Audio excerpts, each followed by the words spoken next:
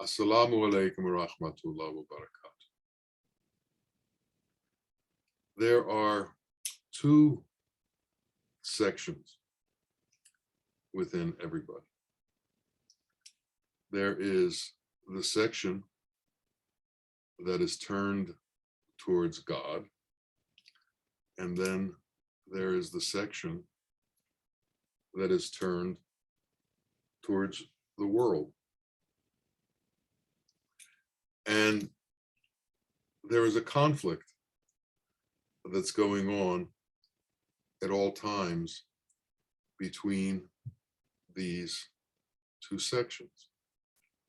Satan is trying to promote the section that is turned to the world. And his attitude, his preoccupation is to turn people away from God towards something else. And what is that something else? It's anything else. Anything that's not God is what Satan is trying to turn you towards. And Satan's qualities exist in that section that is not God. They exist within the world of illusion.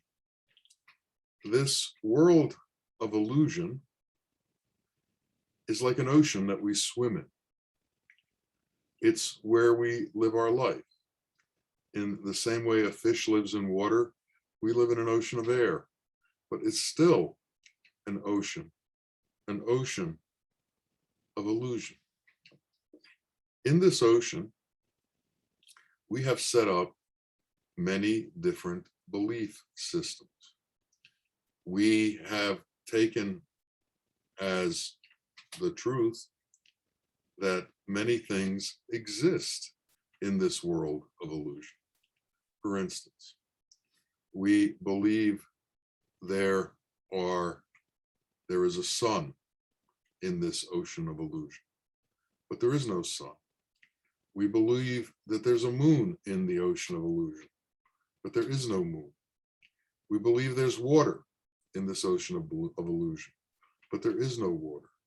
We believe there are waves, but there are no waves. We believe that there's earth and fire and ether and air, but there is no earth and fire and ether and air. We believe there's an I, but there is no I.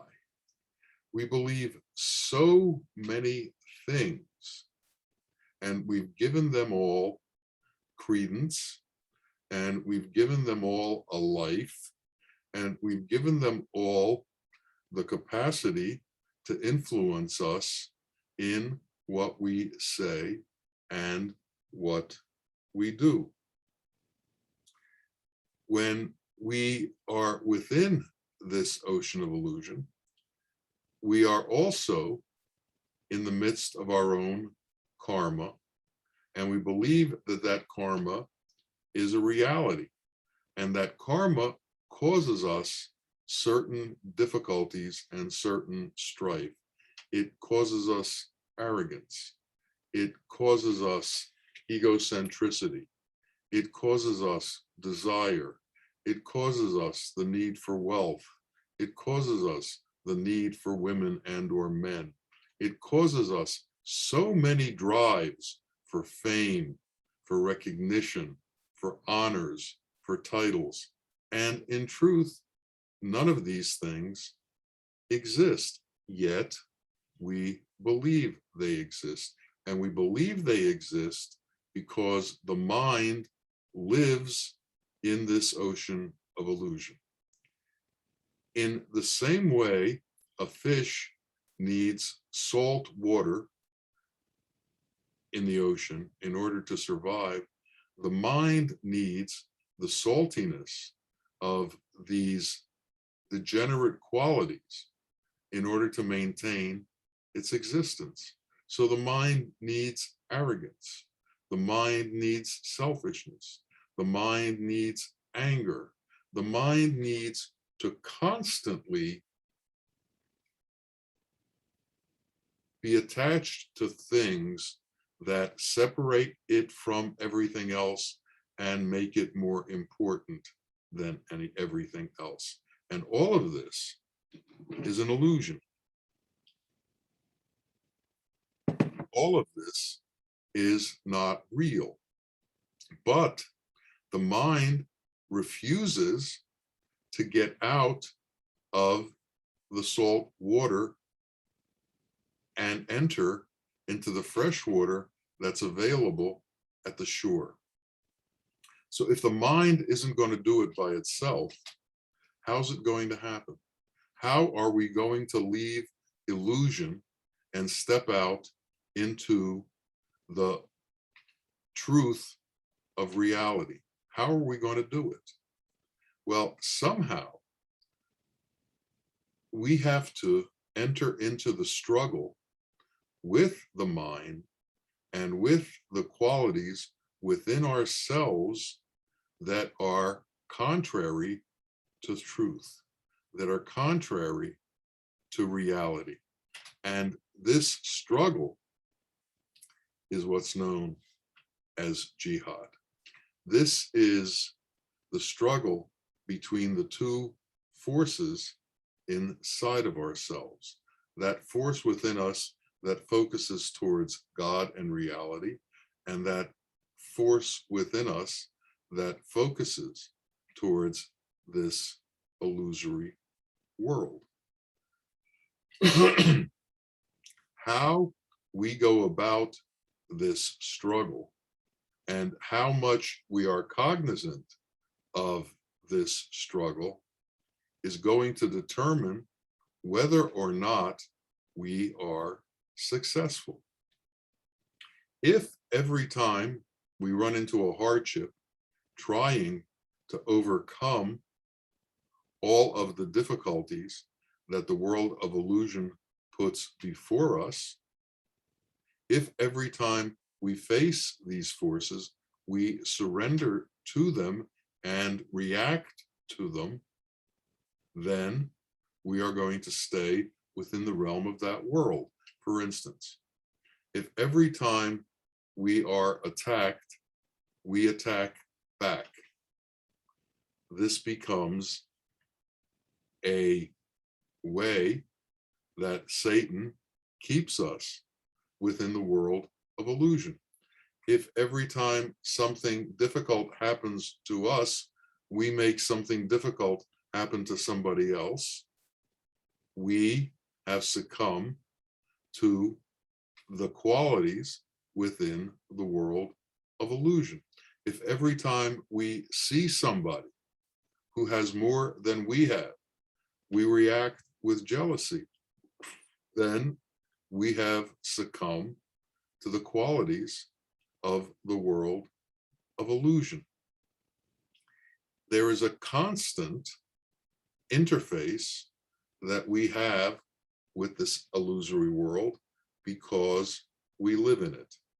Now, we as individuals begin to believe that this is a struggle between what's going on with us and what's outside of us. And many people spend their life in the belief that this struggle is an external one. The truth is, the struggle is an internal one. And as long as you are fighting demons outside of yourself, this struggle will never end, because the truth is, the fight is with the qualities inside of yourself. The qualities inside of yourself that have taken on preeminence in your being and are causing all of this conflict outside of yourself. If we can overcome the anger within us, the hastiness within us, the jealousy within us, the need for wealth within us, the need for women or men within us, the need for power within us, then all of the difficulties outside of ourselves will disappear and dissipate. But as long as they exist within us, we will externalize them and we will see them as a reflection of something that's happening outside of ourselves. Bawa said that Islam is a sword that's to be used to cut away all of the demons within you, all of the evil qualities within you. But instead, it's used as a sword to cut away everything on the outside. And when this begins and when this happens, it means you've lost your way. You've lost your way towards the path to truth.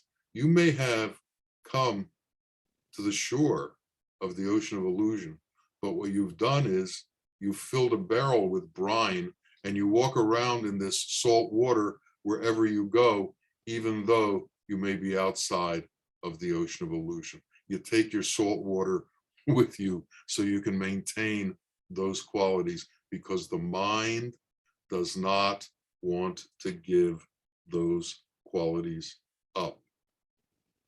If those qualities are lost, if arrogance is lost, if egocentricity is lost, if jealousy is lost, if anger is lost, if lust is lost, if we can do away with these qualities within us, the mind will die.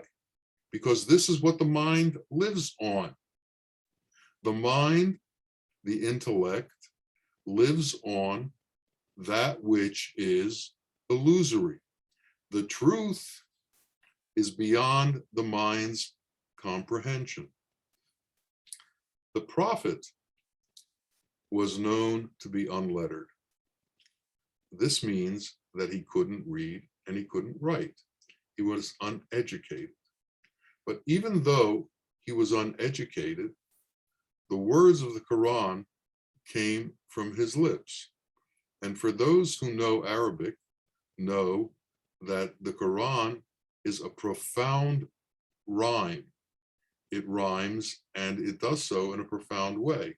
And the words are profound. Now, how did a man who can't read and write have the ability to produce something profound, produce something beyond the ordinary? Well, it's because he was given the gift of divine knowledge as opposed to worldly knowledge. And it is an example for us to understand that if we can enter into the realm of divine knowledge, we can enter into a strata that surpasses anything that can be known with worldly knowledge. Yet, the world makes such a big deal out of worldly knowledge. The world makes such a big deal out of understanding what goes on in the world, out of understanding the physical attributes of the world, out of understanding how things work in the world. The mind will tell you that it can figure out everything, but in truth, it can't go to the level of divine knowledge. And the prophet, even though he had none of this worldly knowledge, because he had divine knowledge, he surpassed all understandings of the world and could take you to a different place, to a different understanding, to a higher understanding. Allah is without form. He is without image. He is his qualities. Allah is mercy. Allah is compassion. Allah is true justice. This is the miracle of Allah. These qualities are the miracle of our Lord. This is who and what he is, as far as we can understand. Now, man can also take on these qualities. If man can take on mercy and compassion into his own being, if man can understand true justice, then this becomes the miracle of man. This becomes the miracle of man on earth. And when we understand this, then we enter into the realm that is divine. We enter into the realm that is beyond what worldly knowledge is capable of understanding. So what we need to do in order to enter into that realm is kill off everything within us that is not of that realm. Kill off everything that is within us that is beyond, or subject to, rather, the world. Now, the mind doesn't want to give these things up. So what do we have to do? We have to enter into battle with the mind. We have to form an attitude and an understanding of what it is that we want. What is it that we want to accomplish? Do we want to win the Nobel Prize in the world, indicating that we have gone as high as man can go in understanding the physical presence of existence? Or do we want to go beyond the physical existence? You see, it should be self-evident to everyone that this physical existence has a time limit to it. And this physical existence has a beginning and an end to it. And as long as we are tied up in this physical existence, and as long as we are tied up in understanding and working with this physical existence, it means that we are attached to this physical existence. And as long as we are attached to this physical existence, we are limited to what this physical existence is limited to. And this physical existence is limited in time to dissipating. It's limited because it disappears. So if we want to disappear, we can stay with the joys that we think we get from this world. However, if we understand that the joys in this world on the other side are sorrows and lead to all the difficulties that we see in this world, and there is no way to sustain and maintain joy in this world, then we begin to understand that we need to make a shift towards existence in reality. Now, what is wisdom? Wisdom is understanding reality. And what is reality? Reality is God's kingdom. And what is God's kingdom? God's kingdom is the qualities of God, the gracious nature of God. This is his kingdom. It's a kingdom without form, but with qualities that are apparent and more powerful than form.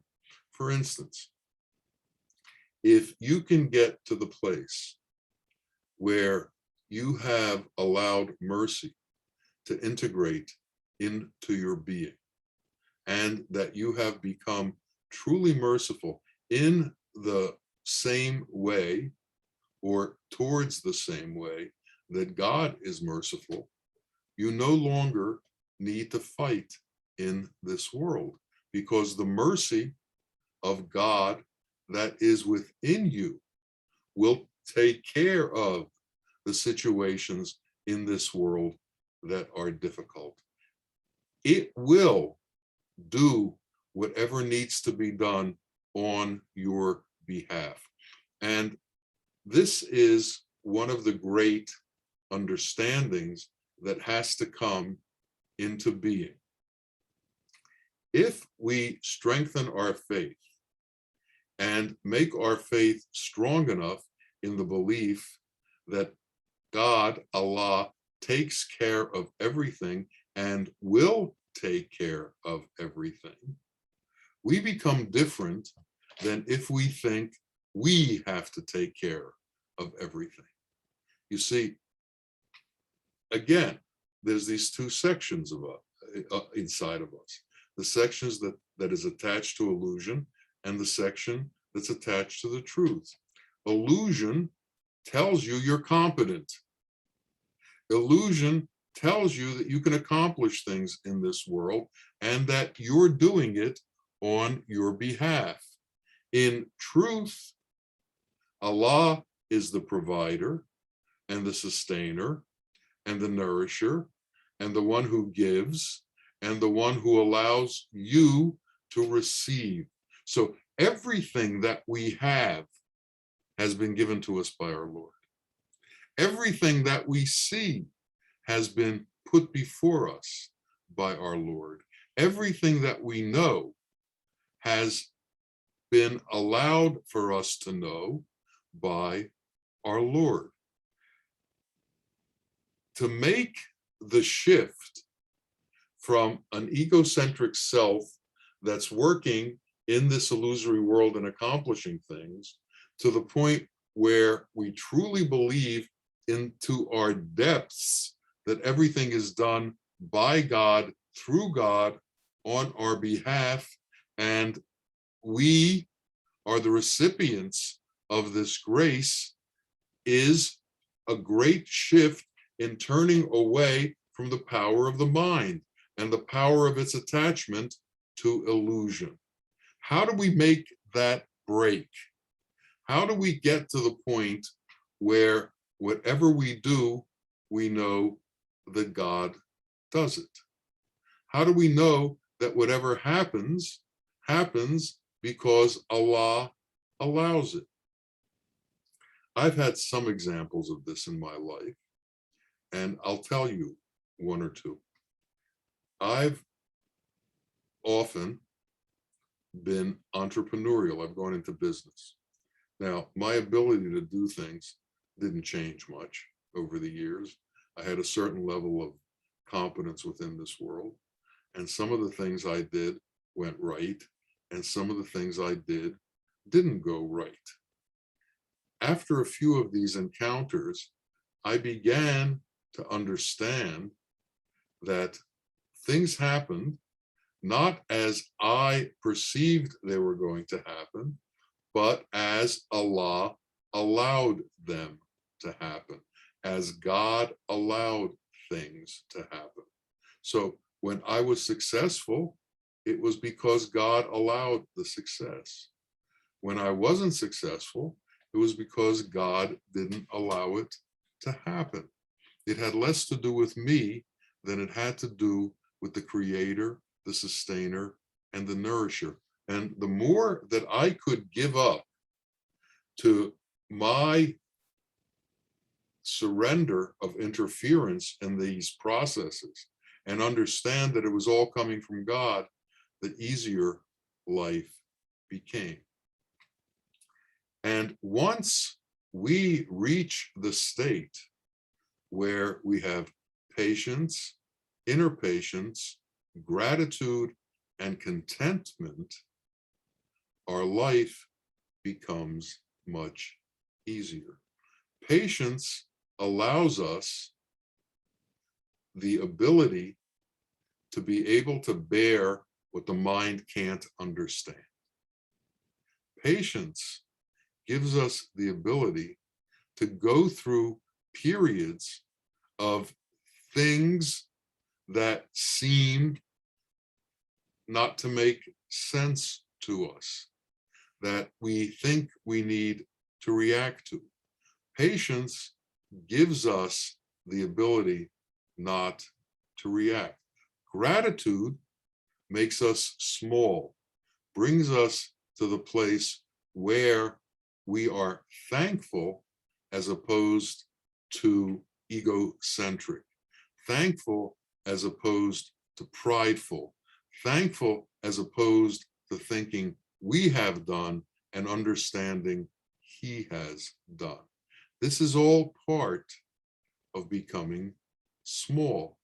Contentment means that our patience is working and we are satisfied with the situation that we are in. We are satisfied with the situation that we have found ourselves in. Now, it doesn't matter if it's a high or low position. We still need to learn to be content. There's the story of the dervish, who was very well known in this kingdom. And he was walking by the palace of the king. And the king was out on one of his balconies and saw him. And he said to one of his guards, "Bring him in. I know who he is. He's quite an accomplished being. I would like to meet him." So they brought the dervish in, and the king said, "I know who you are, and I know all the good works you've done on behalf of the people in my kingdom. Anything that you would like, I would like to do on your behalf." And the dervish was carrying a bag with him, and he pulled out this little cup. And he said, "If you could, fill this cup with gold coins." And the king called to one of his servants, and he said, "Go into the treasury and bring out a bag of gold." And they began to fill the cup with gold coins. And as many coins as went in the cup, they couldn't fill the cup. The king said, "Bring another bag, bring another bag." By the fourth bag, the king understood something was going on here. And he said to the dervish, "What's going on? We've already put 4 bags, large bags of gold coins into your little cup, and the cup isn't full." And the dervish said, "This is the cup of desire. The cup of desire can never be filled." Now, can we understand that we have a section within us called desire, and this section that is called desire can never be satisfied? So since it can't be satisfied, and if we allow this desire to come to the forefront of our consciousness and be the driving force in our consciousness, what position does that place us in? It places us in a position where we can't be satisfied. It places us in a position where we can't become content. It puts us in a position where we can't be grateful because we never get enough. Now, some people get to the point where they understand that they can't seem to get enough. But Satan has an answer for that. He says, you just need more. You just haven't reached that point yet. So Satan will tell you, you need more, you need more, you need more. And many people will chase this more till the end of their lives. They will constantly be looking for more because they can't get satisfied.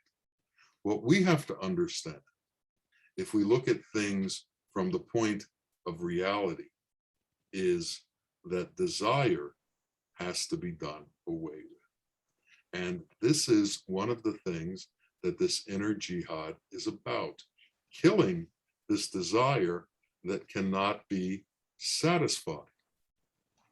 For our God to be content with us, we must be content with him. And if our desire is such that it can't be satisfied, if our desire is such that it can't be fulfilled, we can never become content. So patience, inner patience, gratitude, and contentment can never enter into us unless we do away with the things that stop it from happening. And all of these things are produced from inside of our mind. So we have to look very, very closely at who we are and how and why we do things. And we have to recognize the sections of us that hold us in place and stop us from moving forward towards the truth. Junaid was a great sheikh, and a wealthy man came before him and gave him a bag full of 500 gold coins, which was a substantial amount of money. And Junaid said to the man, "Do you have more?" And he said, "Yes." He said, "Do you desire more?" And he said, "Yes." And he says, "Well, you need these gold coins more than I do. Take them." And he gave him back his bag of coins and wouldn't take them from him because they were tainted with desire. And Junaid understood it. When Bawa was alive, he didn't have funds. And every once in a while, he needed something. Nothing big, but certain kinds of things were necessary for his maintenance. For instance, there came a time when he needed a hospital bed because he had become ill to the point where he needed a bed that could be adjusted for him to sit up and like that. So money needed to be collected in order for him to get the bed. But he gave a list of the people he would take money from, and he wouldn't take money from anybody else because he wouldn't take money from those who begrudged giving him the money. He wouldn't take money from those who saw that as having something taken away from them. This kind of subtle understanding is something that we have to incorporate into our own beings. We have to become subtle. We have to become understanding enough to know how we truly feel about things. We have to come to the point where the qualities become more important than the so-called results within this illusory world. We are constantly in conflict between these two things, and this starts over and over and over again every day. There is no end to it, just as there is no end to Satan. Satan is constantly provoking us to turn from God towards something else. What else? Anything else.